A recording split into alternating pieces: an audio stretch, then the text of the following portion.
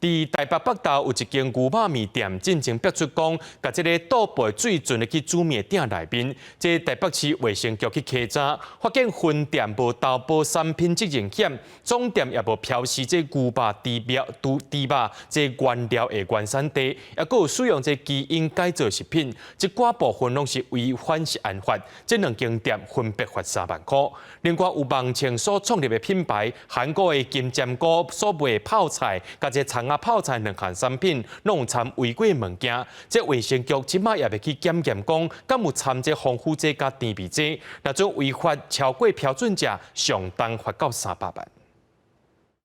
台北市卫生局初9公布调查结果，发现讲分店是无投保产品的责任险，总店是互查出讲无标牛肉、猪肉原料的原产地，含使用基因改造食品所无标示，两间店拢因为违反食安法，一间拢罚3万。另外，总店的现场佫有一寡卫生的问题，无去update食品业者登录资讯等等，已经开限期改正单，但倒无水煮面无包括在内。请这个分店它要立即改善。那因为它是这个暂停营业的状况，那我们会视它那个恢复营业的时候，我们会再前往去稽查。金家 A 的品牌最大的目标是想要还原餐厅现煮。伫镜头前介绍因的韩国料理 ，YouTuber 韩国的金针菇创立品牌，作标出 Kimchi 和葱仔 Kimchi 两款产品拢有违规的添加剂，因此发声明会室内除了甲产品落价，而且开放退钱。因讲制造商无甲讲，就家己加有糖精钠盐成分的糖粉，卫生局随过去稽查。糖精钠盐它本身就有添加的一个适用范围。